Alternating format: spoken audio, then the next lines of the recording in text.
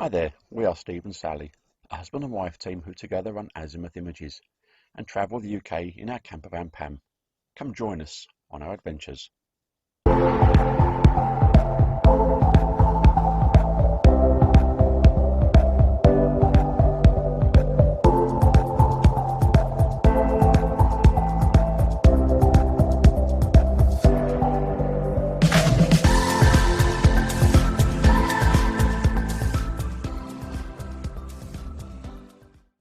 Hi folks, and welcome to the Azimuth Images Pamela Vanderson log 2016. Now, to be fair, we didn't have Pam the van until earlier this year, 2021, but I'm sat in here now because it's a pretty nice place to record from, so it's relatively quiet, although outside somebody appears to be making a motorway of some description.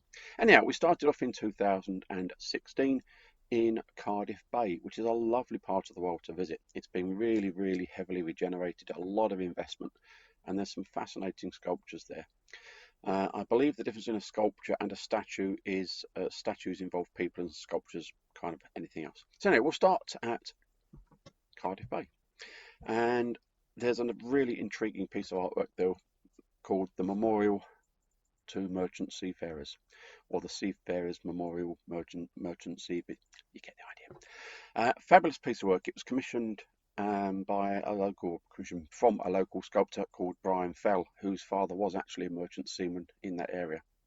And not too many people understand how much of a role merchant seamen played, not only today, of course, but certainly go back best part of 100 or so years now, during the times of Britain's great dominate the world stuff, and certainly during both wars, merchant seamen really were what kept us fed, and in ammunition and supplies and everything else. And a massive number of them were lost to the folly that is war. So anyhow, this particular sculpture is a combination, very clever combination, using riveted metal plates, the same technique as used for ships, and it's a combination of a nominal face of a merchant seaman kind of merged into a section of hull. Very moving piece. I spent a fair bit photographing it, went back later on, went back the next day, so yeah, hey, well, you're going to see a few photos of it. Also around there's a rather fascinating sculpture statue entitled People Like Us, and this was a tribute to the many people that lived and worked in the area. I believe it's known as Tiger Bay. It's quite an emotive piece. The great thing about it is it's not at all sad. It's quite a cheerful piece. It's like, the guy's kind of laying back over the fence and the woman's looking out to sea, and there's a dog sat there, and the dog's literally has now got a shiny head because everybody just goes up and pats the dog on the head. So it's a lovely statue, nice piece of work. And finally, whilst you're still there, the Millennium Centre, the Wales Millennium Centre, built in really quick time. It took just a couple of years to go from a hole in the ground to what you see now, and at night it's lit up superbly. There's a lovely set of lights throughout it. We went there, it was a little bit damp. That was awesome. The reflections were great, and what you see here. Off out into the countryside then. Staying in Wales, we like Llanddwyn. We like Wales generally. We like Anglesey. We like Llanddwyn. Llanddwyn's a fabulous place. It gets cut off by the tide twice a day, so just watch how you go. You'll only be stuck a couple of hours, but if it's cold, dark, wet and raining, that's not a great place to be stuck. But what we see here is a couple of things. The pilots' cottages. Pilots were, in those days, and still are to some degree, very crucial in seafaring. They're the people that have this absolute in-depth local knowledge of tides, sandbanks, currents. And as far as a ship goes nowadays, once the pilot gets on board, it is the pilot's ship. The captain literally says, all yours, pal, you sort it out. Not used anymore now. The pilots come from a different harbour, go out on a bigger ship or bigger boat and meet them out there. Lastly, from Wales, St Tudnose. Now, I've never really worked this out. There are two churches on this site, literally 100 metres apart. The one I really like is the one you see here. And you can tell that Wales is a wild, windy, woolly place by the angle of that tree. And all the trees around here are literally bent over to that kind of angle. And the other St Tudnose church, and I may well have got this wrong, and one's got a different name to the other, is a very I'll say very, it's not much. It's about twice the size, but hey, this isn't a big building. Very austere inside, but that one is actually open. This one seems to be more used for storage than anything else. But if you go down there, it's a cracking little place, and the views across the bay from here are absolutely awesome. And there's also War Commission graves there as well. So if that's your thing and history's your thing, it's definitely worth a visit for a couple of hours. Sadly, you can't go in, but it's great for a look around, and it is definitely worth going and finding. So there we go, that was Wales, and we do like visiting Wales. We go several times a year. With Pam the van, we've stayed a couple of times, found somewhere out the way, and spent the night over there. We do like a railway. We are lucky in the UK, we have very many preserved railways, and just because they're preserved doesn't mean you can just go like wandering off down the track. So the images you see here, where I have clearly been on the track, have been done with agreement, safely. I've not just like, wandered down the railway just because it's an old railway line, preserved, whatever else, heritage, doesn't mean it's safe to walk on. Okay, let's get that straight. So if you see me or images of mine that have been obviously taken from track or trackside, it's because I've been meant to be there. Okay, it's a very serious offence. You get done, I think it's about £5,000 and possibly killed by a large train, which is as heck as a good incentive as any. So that's the cheerful stuff done. Anyhow, we do like a good steam train, and we like the heritage railways. And sadly, we're going to end up on a little bit of a downer here, because the last image in this little series is from inside a signal box.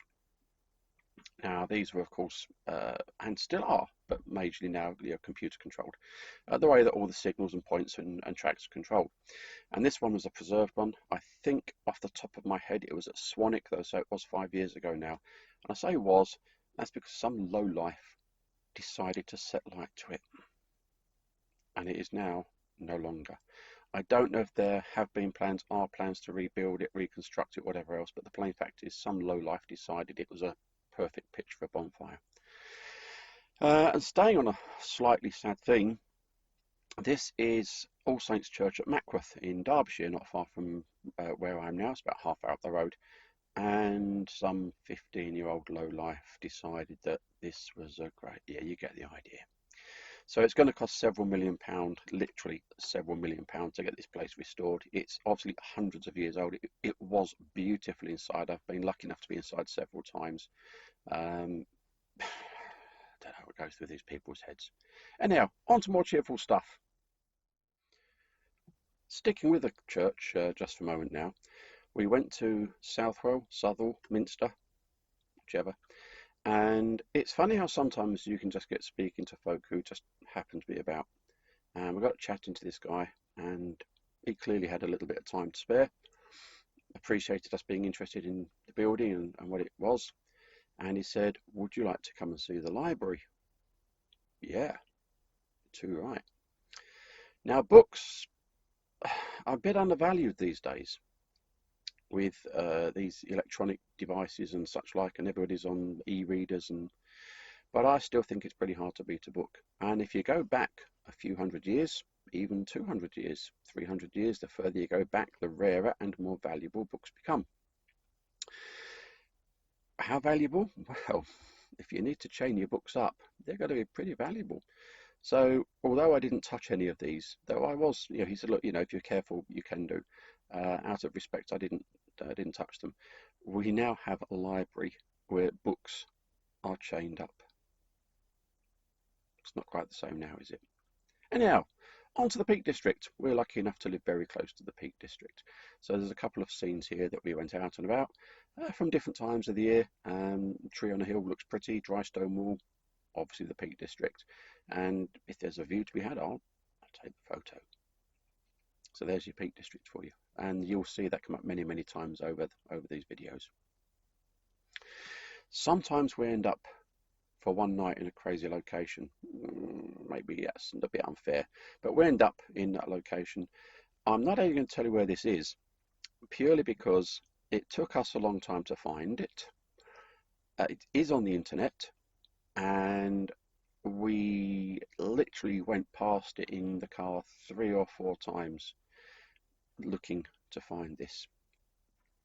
It's the remains of the pump house where water came to what is now just literally flattened, just outlines of stones of a very expansive hall. And we went up and down the road 3 or 4 times, and eventually we just gave up. Parked in a lay-by, tried to look at the maps, looked up, and there was one of those fingerboard posts that goes, this way, pal, pointing at the thing we were looking for. So we walked up there and had a look through the window. It's a very, very solid wooden door, big heavy iron bars and everything else. And I thought, well, okay, I can kind of get a photograph of me. It's a shame I can't get inside.